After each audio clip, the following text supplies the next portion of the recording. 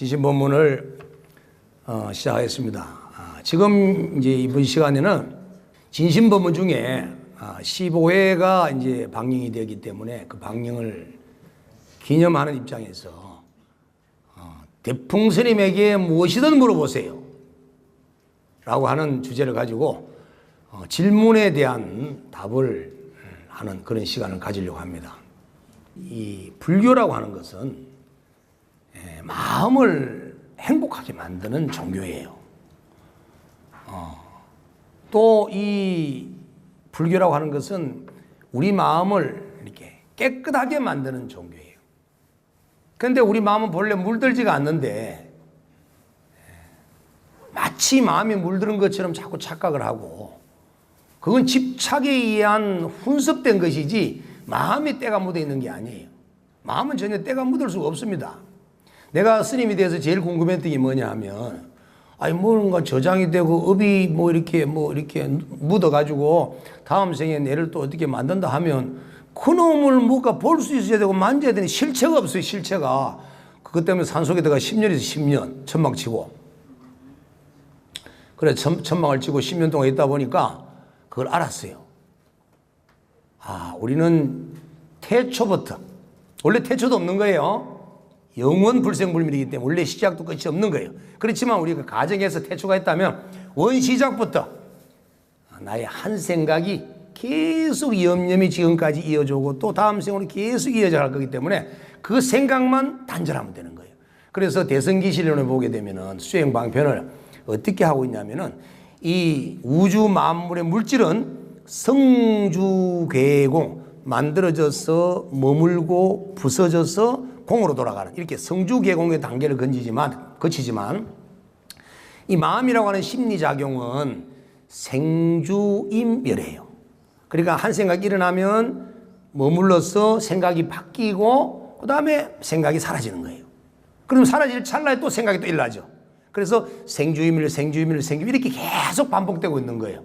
그래서 내 마음속을 맑힌다라고 하는 것은 마음이 일어나는 생각과 마음이 머무는 생각과 마음이 달라지는 생각과 마음이 사라지는 생각을 역으로 거꾸로 멸해지는 생각을 알아차려서 없애고, 그리고 마음이 변해진 생각을 알아차려야 되고, 그 다음에 마음이 머무는 생각을 알아차려야 되고, 그래야 마음이 일어나는 생각을 잡아낼 수가 있어요. 그러면 마음이 일어나는 마음의 생상이라고 하는데, 마음이 일어나는 상의 모습을 딱 없애버리고 나면 본래 진여본성의 청정한 마음이 그대로 나는 거예요. 그래서 마음을 관리를 하려고 그러면 거꾸로 사라지는 마음부터 잡아야 돼요. 그 다음에 달라지는 마음을 잡아야 되고, 그 다음에 머무는 마음을 잡아야 되고, 그 다음에 일어나는 마음을 잡고, 이렇게 해서 이제 마음을 관리해 나갑니다. 그래서 그 점을 잘 아셔서 내 마음에 때가 묻는 것이 아니라 이미 나의 습이 자꾸 생각을 일으킨다, 이렇게 마음을 가지시고 생각이 일어나지 않는 훈련을 쌓으셔야 됩니다. 그래서 염불수행도 일념을 원칙으로 하고, 주력도 일념을 원칙으로 하고, 절도 일념, 참선도 일념, 모든 것이 일념이에요. 일념이라는 것은 뭐냐면, 한 생각이라는 것은 뭐냐면, 하도 생각을 많이 하니까 생각 안 할 수는 없으니까 이왕 생각하려면 하나만 생각해라. 그래가 불교 수행은 전부 하나만 생각하도록 만든 거예요. 그 하나만 생각하다가 하나의 생각이 뚝 사라져 버리고 나면 생각 없는 무념처가 딱 도달되죠. 그 자리가 바로 극락세계인 거예요. 자, 그럼 이제 대풍스님에게 무엇이든 물어보세요 해서 질문을 이제 답하는 그런 시간을 갖도록 하겠습니다. 이제 그 익명의 질문자가 계셔서 이미 내용을 제가 받았습니다. 50대 주부입니다. 7형제 중 막내이신 저희 아버지는 살아생전 집안의 대소사에 최선을 다하셨습니다. 문중에 크고 작은 일에 책임감을 가지시고 일을 하셨습니다. 그리고 할머니, 할아버지 그리고 형님들을 가족 산수에 모아 가족묘도 잘 꾸며 놓으셨습니다. 하지만 어머니는 그런 아버지가 탐탁지 않으셨습니다. 어머니 입장에서는 사업을 하시는 아버지의 경제적 여건이 항상 좋았던 것만은 아니었기 때문에 힘들었을 때 아버지를 도와주는 친지들이 없었다는 점에서 매우 서운하셨던 것 같습니다. 아버지께서는 돌아가셔서 가족모에 묻히셨습니다. 하지만 지금 살아계시는 어머니께서는 아버지가 계시는 그 가족묘에 묻히지 않을 거라 하십니다. 어머니께서는 화장하여 상과 덜에 뿌리라고 하십니다. 아버지가 만드신 거기에는 묻히고 싶지 않다고 하십니다. 그런 것이 죽으면 아무 소용없는 거라고 하시면서 자식의 저희 입장은 난감합니다. 물론 지금 아직 살아계시고 계시지만 돌아가신다면 어머니를 어떻게 해야 하나요? 여러분 어떻게 하면 좋을 것 같아요? 자, 두 가지 이유가 있어요. 자, 첫째 하나는 불교적 관점에서 보면 생사가 따로 이게 없기 때문에, 그리고 육체라고 하는 것은 지수화풍 4대 물질이라서 내가 아니에요. 이미 우리 마음은 달팽이 껍질에 들어왔던 달팽이가 다른 집으로 가버리면 이미 달팽이 껍질은 빈 껍질이에요. 지수화풍으로 흩어지게 하기 위해서 매장을 하는 것보다는 불교에서는 화장을 해서 그 유골을 뿌려서 흔적을 남기지 않는 것을 좋아라 합니다. 그래서 이 어머니의 생각은 상당히 지혜로운 생각 같은데, 어머니가 들어가지 않으려고 하는 그 마음은 정말 불교의 진리에 합당한 마음에서 들어가지 않으려고 하는 것이 아니라 가족에 대한 원망이 담겨 있기 때문에 이런 점은 고쳐야만이 유골이 부러지더라도 이렇게 가루를 만들어서 흩더라도 도움이 되지 않나 생각이 되면, 또 한 가지는 이게 이제 진심보문의 대풍스님에게 들을 수 있는 얘기예요. 물질이라고 하는 존재는 소립자라고 하는 원자보다도 더 미세한, 더 이상 쪼갤 수 없는 소립자의 단계에서 만들어져, 쪼개서 쪼개고 또 쪼개가지고 소립자의 단계로 만들어진 물질이라도 이 물질은 DNA를 가지고 있기 때문에 마음의 영향을 받습니다. 예를 들어서 내 몸에 있는 DNA를 다른 사람에게 이식을 시켜서 여기서부터 한 400~500km 떨어져 있는 저 서울이나 뭐 평양쯤에 보냈어요. 그런데 거기에도 내 DNA를 가지고 있는 이식을 받은 사람이 살고 있고 나도 여기 살고 있는데, 지금 여기서 내 마음에서 내가 DNA를 줬기 때문에 내 마음에서 불쾌하고 짜증나는 마음을 일으켜버리면 그 400~500km 떨어져 있는 나의 DNA를 가지고 있는 그 사람은 바로 감정이 일어나는데, 그것이 DNA가 엄청난 물질적 변화를 일으키고 있다는 것이 이미 과학적으로 밝혀진 상태입니다. 그러면 여기서 이제 400~500km를 떨어져 가려고 그러면 뭐 KTX를 타고 간다 하더라도 상당히 시간이 걸릴 것이고, 비행기를 타고 간다 하더라도 시간이 걸릴 것인데, 여기서 그까지 DNA를 전달해 준 그 사람에게 영향을 끼치는데 얼마나 시간이 걸릴까? 100년의 시간의 오차 범위가 1초도 일어나지 않는 그 시계를 측정했을 때, 여기서 그 400km 떨어져 있는 나의 DNA를 가진 사람에게 내 감정이 전달되는 시간이 얼마나 걸리느냐? 제로. 나와 동시에 일어난다는 거예요. 자, 그러면 그 유골의 DNA 주인은 누구냐 하면, 이 질문자로 본다면 아버지라는 거예요. 또 어머니일 수도 있고. 자, 그러면 그 어머니나 아버지가 감정이 나쁘면 그 DNA를 받은 사람은 누구죠? 자식이에요. 자식은 가장, 1대 자식은 어머니 아버지의 DNA를 가장 직접적으로 받은 자들이기 때문에 영향력을 제일 많이 받을 수가 있고, 그래서 그 아버지의 감정이 슬프면 자녀에게 파동을 주게 되고, 기쁘면 또 역시 파동을 주게 되고, 엄마 역시도 만약에 유골을 흩었는데 만약에 지나가는 산 오소리가 먹어가지고 와서 오소리 몸이 돼가지고 그렇게 떠돌다가 오소리가 생각을 일으키면 그 영향을 끼칠 수도 있고, 또 가루로 만들어서 흩었는데 그 가루가 정말 좋지 않은 곳에 뿌려져 있다면 그 DNA 영향이 자손들에게 뻗치기 때문에, 그래서 우리는 아직까지 좋은 명당터에 유골을 모셔야 되는 이유가 바로 옛날 미신이 아니라 과학적으로 이미 밝혀지고 있는 상태입니다. 또 좋은 사찰에 유골을 모셔져 있는 후손들은 그 영향력에 의한 지배를 받기 때문에 그것을 쉽게 간과해서 그냥 아무렇게나 흩어서는 안 된다는 거예요. 그래서 어머니의 감정을 먼저 달래서 아버지와 화합을 시킬 수 있는 그러한 서로가 이렇게 이해해주고 받아줄 수 있는 그런 포용력적인 마음을 살아계신 분에게 먼저 어머니에게 일깨워드리시고, 그리고 어머니 말씀대로 유골을 화장을 해서 뿌린다 하더라도 좋은 명당이나 좋은 사찰에 모시는 것이 결론적으로 좋다라는 답을 내려드릴 수 있겠습니다.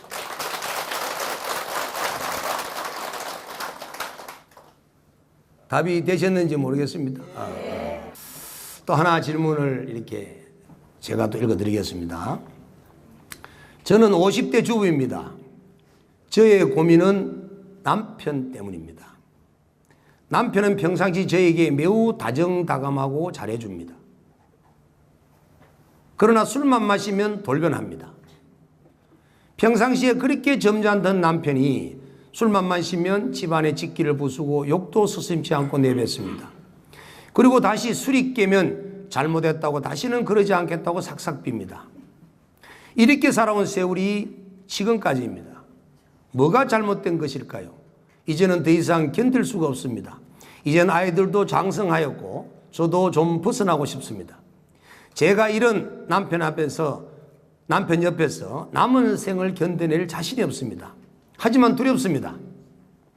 이 모든 것이 저의 업일까요? 남편의 업일까요? 여기서 벗어난다면 다음 생에도 만나지 않을 수 있을까요? 스님, 제가 어떻게 하면 이런 고통에서 벗어날 수 있을까요? 이 50대 주부의 질문은 이 질문 하나 속에 한 7, 8가지 질문이 들어있습니다.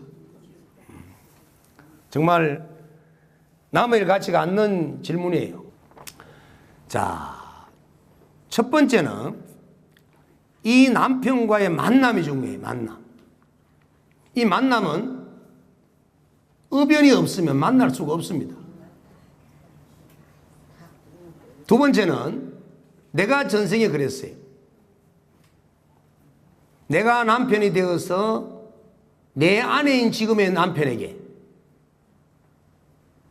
밤만 되면 술 먹고 가서 잠 못 자게 하고 욕하고 폭언하고 폭행하고 술 먹게 나면 내가 왜 그랬는가 미안하다고 그러고 잘못됐다 그러고 이렇게 고통을 준 과보가 이렇게 현생으로 나타나는 겁니다. 또 여러분들이 왜 그러냐 하면은 내하고 인연이 없는 사람은 여러분들이 만날 수 있는 확률이 없어요. 지금 우리나라 다문화 이 가정 시대가 되어가지고 많은 외국인들이 우리나라에 시집 장가를 와서 함께 살고 있는 그런 다문화 가정이 되어 있는데, 이 미국에 살든 동남아시아에 살든 어디에 살든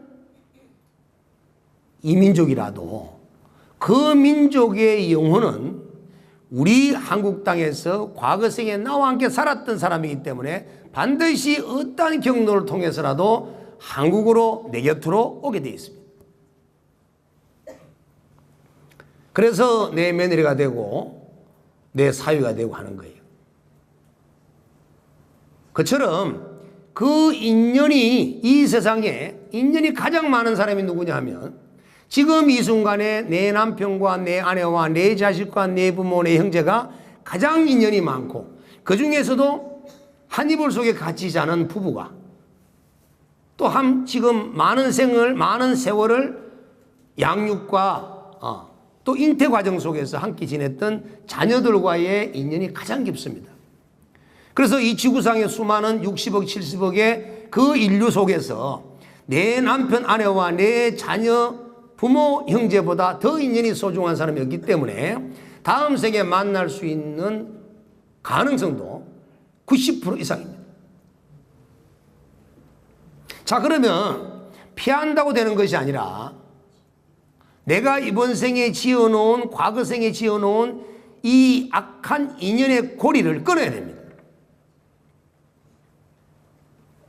그 인연의 고리를 어떻게 끊어야 되느냐? 남의 탓이라고 생각하는 거. 항상 남편의 탓이라는 거.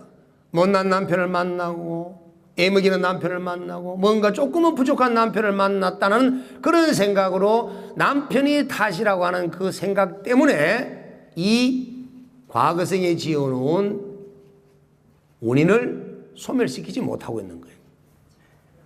지금 내가 만약에 이러한 남편을 만나지 않았다면 과거생에 지어놓은 내 악업을 소멸시킬 수 있는 길이 없어요. 그런데 부처님께서는 대자대비하시게도 이번 생에도 내 남편을 만나게 해줘서 과거생에 내가 지었던 죄를 참여하고 내가 지었던 악업의 원인을 소멸할 수 있는 인연을 주셔서 내 가정에 내 남편이 되고 내 아내가 된 거예요.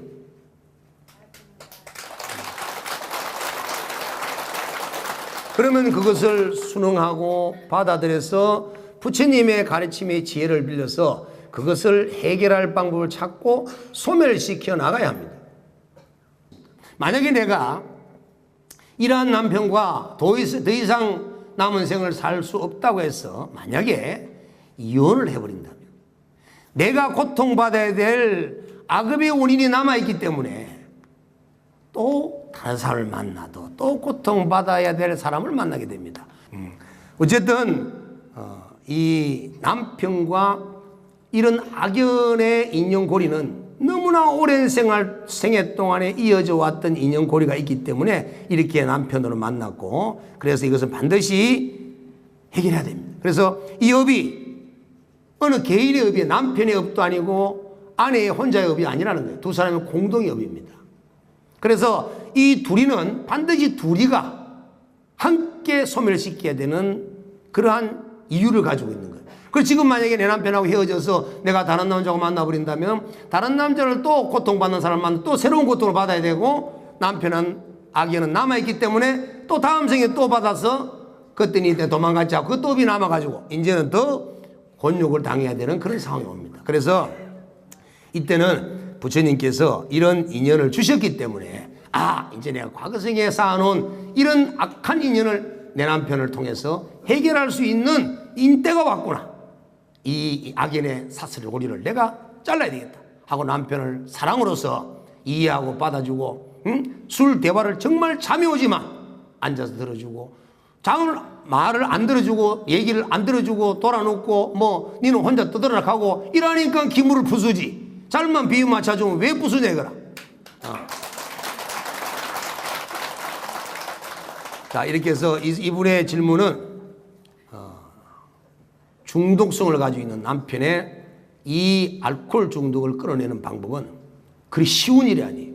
가족 모두가 하나가 되어서 노력을 해줘야 되고, 이분은 바로 살살살 달려가지고 어떻게든 일단은 전문가, 정신과 의사의 질문을 받아서 거기에 좋은 치료 방법을 찾아서 의사가 판단해주는 방식으로 일단 약물 치료를 하고 또 여러 가지 치료법을 선택을 하고 또 불교의 부처님의 가르침을 통해서 다방면으로 이 중독성을 해결할 수 있는 방법을 찾아야만 이분의 알코올을 끊어낼 수가 있습니다.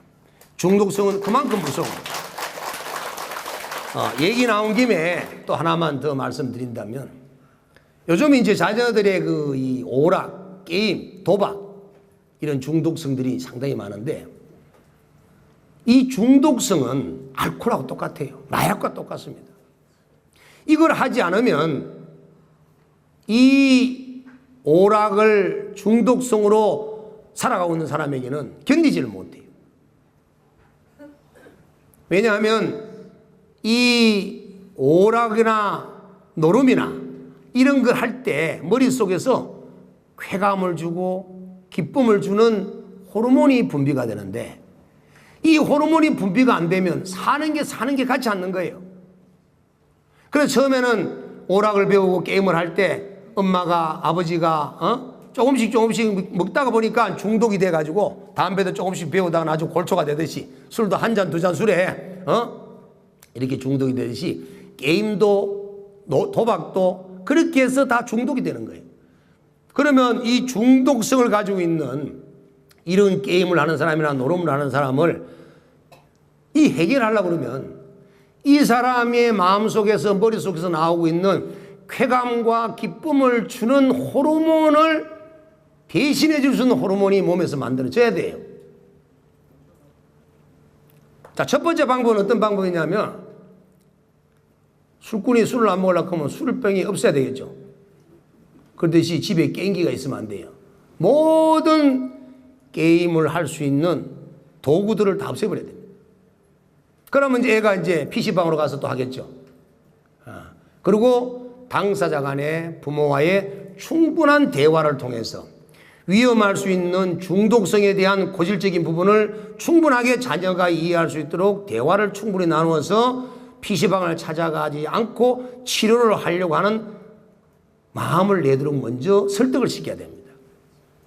그리고 항상 이 자녀와 게임을 통해서 노름을 통해서 쾌감의 호르몬이 분비되던 사람에게는 다른 형태의 아주 기쁜 호르몬이 나오도록 환경을 만들어줘야 되기 때문에 아버지와 엄마와 이 게임을 하는 자녀와의 대화를 통해서 밖으로 나가야 됩니다. 어디로?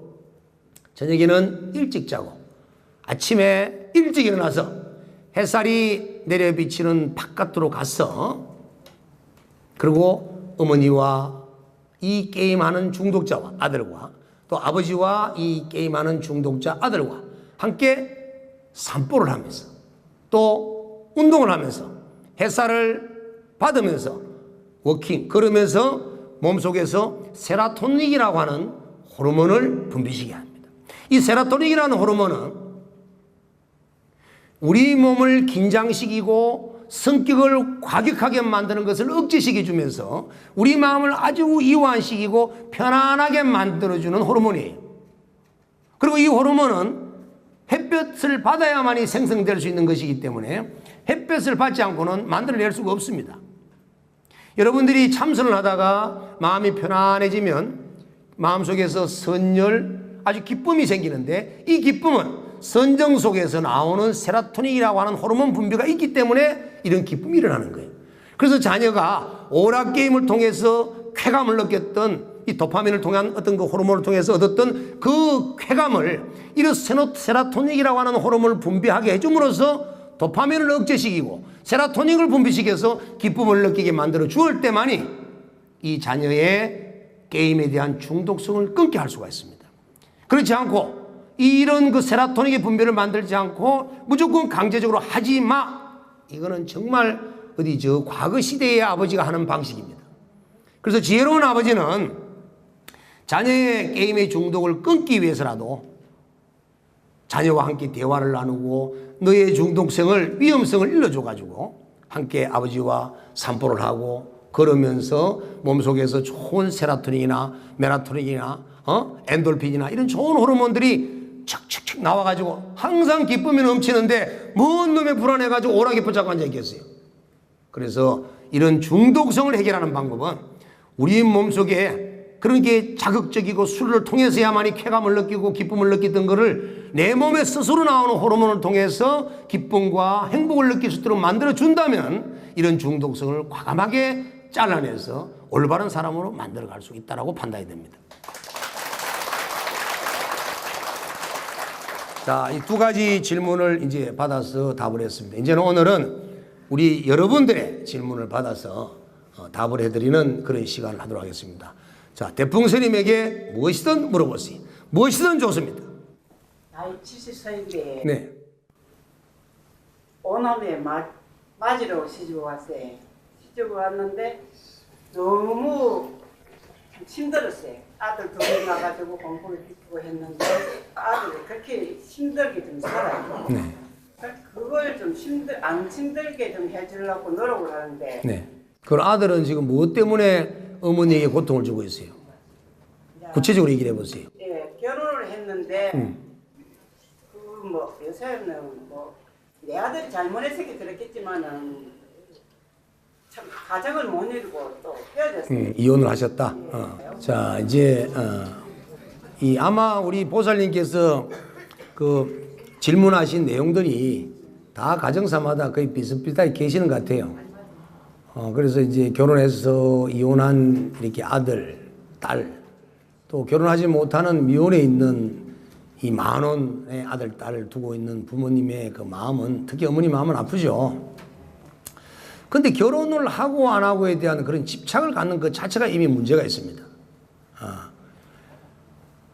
지금 만약에 보세요. 아들이 결혼을 해서 며느리를 만났는데 그 며느리하고 아들하고 불행을 겪는 가정사를 이루면 어떻게 해야 되나요? 또 헤어져야 되죠. 그러면 만나는 게 나았나요? 안 만나는 게 나았나요? 안 만나는 게 나았죠.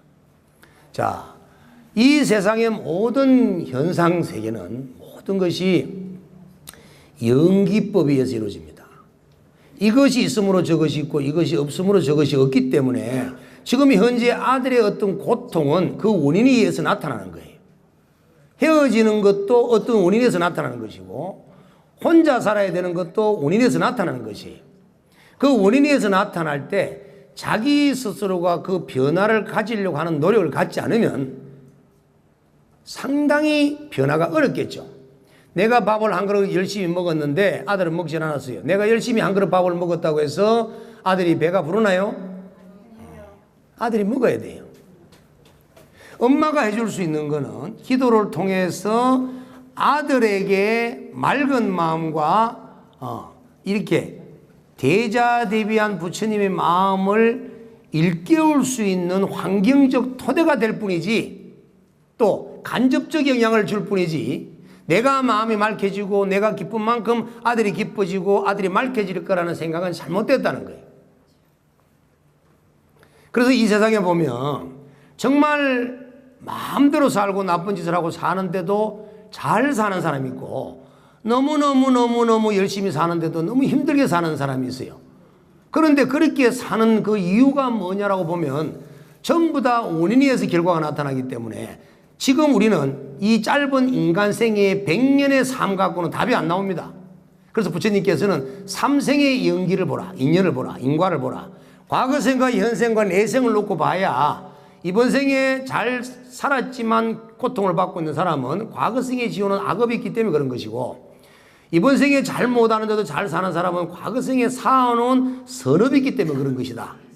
그러면 지금은 잘 살고 못하는 것이 지금의 선한 일과 악한 일에는 별 영향이 없는 것 같지만 전생에 지어놓은 복력이 다하면 다음 생에 그 결과가 나타날 것이기 때문에 삼생을 놓게 보면 분명히 알 수가 있는데 우리는 한 생 한 생만 보고 살다 보니까 그거를 알지 못한다는 거예요.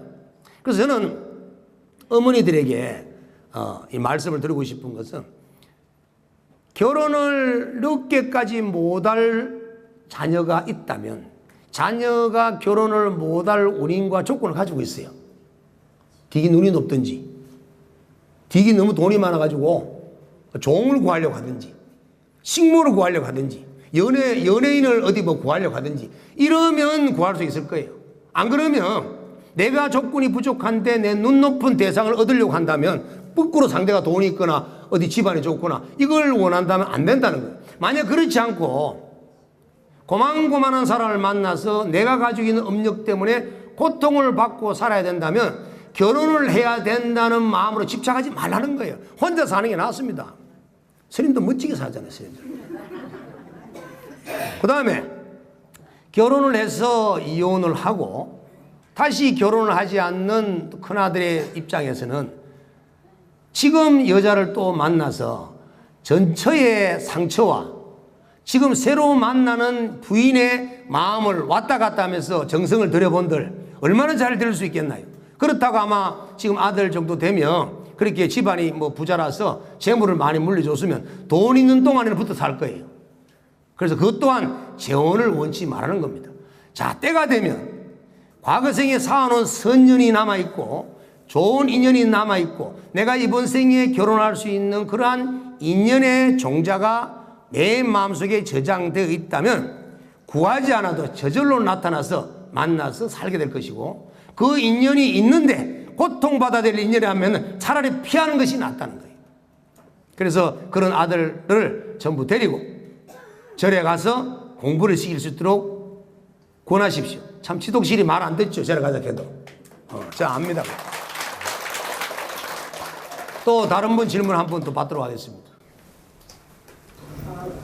이렇게 불교에 들어와서 공부를 하다 보니까 연기법에 대해서 이렇게 공부를 배웠는데 이런 인연들을 만나고 헤어지고 이렇게 하면서 스님이 공부하기 전에는 그런 거는 아무렇지 않았는데 공부를 하고 나니 그런 게 다 다시 저희 생각을 하니 법으로 되고 또 업이 되었다는 것들을 알게 되면서 집착을 하게 되고 이렇게 되는데 그런 집착들을 닦으려고 하면 어떻게 닦으면 잘 닦을 수 있는지 공부를 하면 어떻게 하면 더 잘할 수 있는지. 자, 공부라고 하는 것은 불교 공부를 하는 것이지 우리가 암길에서 기억을 하는 것이 아니에요. 그럼 불교 공부는 팔반대장경은 어디서 나온 것이냐면 부처님이 모든 마음을 내리고 청정한 마음 상태, 진여 본성의 상태에서 지혜가 나온 것이지 골머리 써가면서 글로 만드신 것이 아니에요. 그러면 불교를 공부하기 위해서는 모든 것을 내려놓는 공부를 해야 되고 마음을 비우는 공부를 해야 되고 버리는 공부를 해야 되는데 집착이 생기고 업이 쌓는다는 것은 절에서 뭔가를 얻으려고 하는 마음이 있기 때문에 생기는 거예요. 공부를 잘못하고 계신다. 절은 아무것도 얻을 수 없는 것이어야 되고 내가 그토록 많이 집착하고 아끼고 붙잡고 있던 것을 절에만 오기만 오면 내려놓고 가야 돼요. 통장에 있는 돈도 와서 좀 내려놓고 안 내려놓고 싶죠. 돈은 가져와야 될 것 같죠. 원래 돈도 내려놔야 돼요. 부처님께서는 육바라밀 중에서 첫 번째 보시마라밀을 중요하게 했던 것은 뭐냐면 우리가 생존을 하기 위해서는 동물의 세계에서는 힘이 좋고 이 눈과 귀와 코와 입이 발달하면 약한 짐승을 잡아먹을 수 있는 힘이 있었지만 이 세상은 똑똑한 놈이 지배하실 때는 지식이 필요했고 이제는 만능주의가 되다 보니 재물이 만능주의다 보니까 돈이 있어야 돼요. 그래서 무엇보다도 지금 우리들 마음속에는 돈에 대한 집착이 너무너무 강합니다. 그래서 이 집착을 내려놓지 않으면 이 돈 때문에 업이 쌓아져서 우리는 사생육도의 윤회의 길로 가야 되고 괴로움의 길로 가야 되기 때문에 우리는 철저하게 재물에 대해서 마음을 비울 수 있는 인연을 만들어야 되는 거예요. 그래서 육바라밀 중에서도 첫 번째가 내가 재물에 대한 집착을 놓는 거예요. 보시라는 것은 내가 뭔가를 얻어서 돈을 벌어서 모았으면 이것은 내 쓸 만큼 쓰고 나머지는 세상을 위해서 되돌려 줄 수 있는 그러한 자비공덕을 지어야만이 다음 생에 또 세상의 인연에 있어서 인간 세상으로 오면 내가 베풀어 놨는 종자에 제 돈이 있으니까 또 저절로 돈이 들어오는 거예요. 그런데 죽을 때 가져가지도 못하면서 그놈의 돈을 자식한테 넘겨주고 하니까 그놈의 자식이 나쁜 데 쓰고 나니까 내가 다음 생에 와서 돈 한 푼 얻으려고 하니까 아무 돈도 없어요. 그래서 부처님께서는 사람들이 전부 다 처음에 원했던 것이 뭐냐 하면 깨달음을 얻어서 성불하게 해달라는 욕심이 아니라 부처님 잘 살게 해주세요. 어떻게 하면 돈을 좀 많이 벌어서 우리 가정이 안정하게 살 수가 있습니까? 라고 질문했기 때문에 부처님께서는 베풀어라.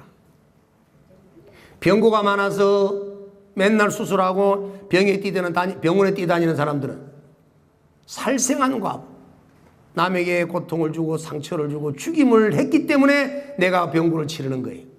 그와 마찬가지로 내가 잘 살려고 하면 끝없이 베풀어야 되고 베풀려고 하면 재물에 대한 집착을 놓아야 되고 권력에 대한 집착을 놓아야 되고 자식에 대한 집착을 다 놓아야 됩니다.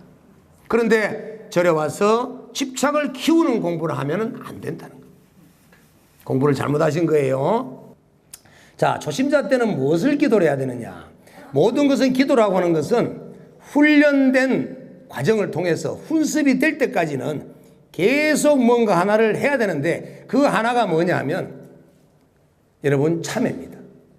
연부를 하기 위해서 주력을 하기 위해서 또 경전을 독송해서 깨달음을 얻기 위해서 화두를 들고 참선을 하고 여러 가지 수행을 하기 위해서 수행이 안 되는 이유는 참회가 되지 않았기 때문에 그렇습니다. 그래서 법화경 법화 삼부경에 보게 되면은 결경에 관보현 보살 행복경이라는 경이 있어요.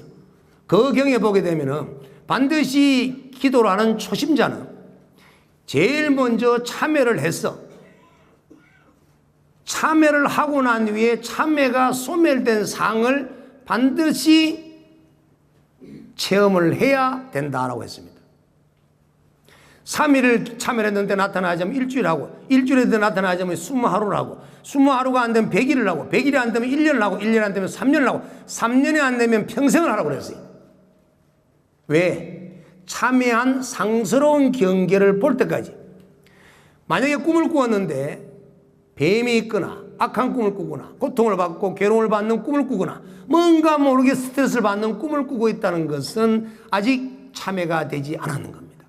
참회가 되고 나면 부처님을 칭견한다든지 꿈속에서라도 불국토를 본다든지 여러 가지 상스러운 경계가 나타나기 때문에 반드시 참회가 될 때까지 참회를 완성을 해서 꿈속에서 상스러운 경계가 체험되고 실제로 몸에서 가벼운 증상, 날아갈 듯한 몸이 가뿐한 이런 또 가정 속에서의 즐거운 일이 많이 일어날 수 있는 이런 정도의 현정할 수 있는 현재에서 체험될 수 있는 그런 과정까지 될 때까지는 계속 참회를 해라. 참회가 이루어지고 나야만이 염불을 해도 일회가 될 수 있고 참선을 해도 일회가 될 수 있고 지관을 해도 선정이 될 수가 있습니다.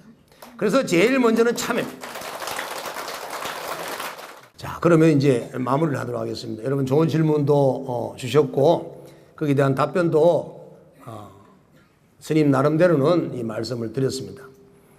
시간 관계상 이렇게 우리가 이 한 타임이 42, 3분 정도의 시간이기 때문에 그렇게 넉넉하게 답변을 하지 못하는 점을 여러분들 좀 이해해 주시고, 자, 부처님의 가르침은 우리의 과거생에 쌓아놓은 그 업력으로 인한 무명으로서 항상 자기의 참 본성을 보지를 못하고 있어요. 그러니까 참 본성을 보기 위해서는 염불수행도 하고 불보살님의 가피력도 의지하고 경전도 읽고 진언을 외우는 주력도 하고 참선도 하고 절도 하고 여러 가지를 해요. 그런데 그 여러 가지 수행을 하고 절의 불사를 도우면서 내 무명업식을 녹여서 진여 본성을 보려고 하는 사람이 마음속에 탐욕을 일으키는 마음이 들어있으면, 뭔가를 얻으려고 하는 마음을 갖고 있으면 공부는 항상 마장이 따릅니다. 자, 바람이 불 때 문을 열면 문통으로 찬바람이 들어오듯이 내 마음속에서 무엇을 얻어야 되겠다, 무엇을 정득해야 되겠다, 무엇을 이 기도를 통해서 반대급부의 뭔가를 내가 반드시 채워야 되겠다는 그런 생각을 갖는 순간 바로 문통으로 바람이 들어오듯이 마구니들이 치성을 하기 때문에 마구니 들어오면 항상 부처님과 나하고의 관계 속에서 거래를 합니다. 그런데 여러분들이 참회가 되면 저절로 좋은 일이 생깁니다. 그래서 제가 우리 불자들이 이런 얘기를 많이 해요. 만약에 여러분들 앞마당에, 운동장처럼 넓은 마당에 웅덩이가 많이 있는데 그 웅덩이를 다 메워야만이 여러분들한테 이제 복이 사아진다라고 한다면, 여러분들이 삽을 떠서 흙을 떠가지고 그 웅덩이를 메운다면 얼마나 오랜 세월이 걸리겠느냐. 그런데 리어카를 가지고 트럭을 가지고 이렇게 흙을 메우다 보면 웅덩이가 적고 개수가 많지 않은 사람은 조금만 기도를 해도 웅덩이가 금방 메워지니까 기도 영음이 바로 나타날 수 있지만, 만약에 내가 전생에 지을 업이 많아서 웅덩이가 많고 개수가 정말 너무 많아서 웅덩이가 더 깊고 크다면 트럭으로 몰아도, 트럭으로 갖다 흙을 찍고 갖다 부어도 몇 년이 걸릴 것이다. 그래서 기도를 하고 참여하는 사람은 조급한 마음을 부처님과 흥정 거래를 하듯이, 장사하듯이 거래를 하지 말아라. 끊임없이 오늘도 닫고 내일도 닫고 하다 보면 어느 순간에 내 마음 바탕에 전생에 지은 웅덩이가 내 기도 복력으로 채워지면 여러분 스스로가 알지 못하는 상태에서 부처님 가피가 나에게, 내 가족에게, 내 자식에게, 내 자손에게, 내 형제들에게, 내 친지들에게, 내 친구들에게까지도 가피가 주어져서 행복하고 즐거운 결과를 받을 수가 있습니다. 절대 여러분들께서는 기도를 하시면서 욕심을 내지 마시고, 오늘도 절에 가면 탁 내려놓으시고, 오늘도 나를 가르쳐 주시는 주지 스님이나 우리 법사 스님이나 이런 분들에게 법사님, 스님, 원장님, 저는 어떻게 하면 제 마음을 비울 수 있을까요? 저를 비우게 해주세요. 그리고 어떻게 하면 참여를 더 잘할 수 있나요? 혹시 제가 기도하는 중에 잘못하는 게 없나요? 항상 이렇게 생각하시고, 항상 부모님과 조상님들을 염원하고 부모 조상님들이 잘 될 수 있도록 바라나시고, 우리의 나무의 뿌리는, 나무의 근원은 뿌리고 우리 인간의 뿌리는 조상이에요. 부모 조상들입니다. 부모 조상의 효도를 하고 잘 받드는 것이 바로 우리가 복을 받는 길이고, 부모 조상을 잘 받드는 것은 나의 공덕은 내가 짓는 모든 선업들은 전부 부모 조상님들 다 가져가십시오. 남으면 이웃 사람이 다 가져가십시오. 이런 항상 베푸는 마음을 가지고 나는 한 티끌도 가져가지 않겠다는 그런 마음으로 여러분들이 기도하신다면 아마 빠른 시간에 업이 녹이고 참회가 되어서 무량한 대복을 성취할 거라 확신합니다. 여러분 오늘 이 지신 본문을 들으신 인연공덕으로 과거생에 지은 모든 죄업이 소멸되시고 하시는 일마다 항상 기쁨과 성취가 빨리 이루어지시고 날마다 좋은 날 되십시오. 감사합니다. 고맙습니다.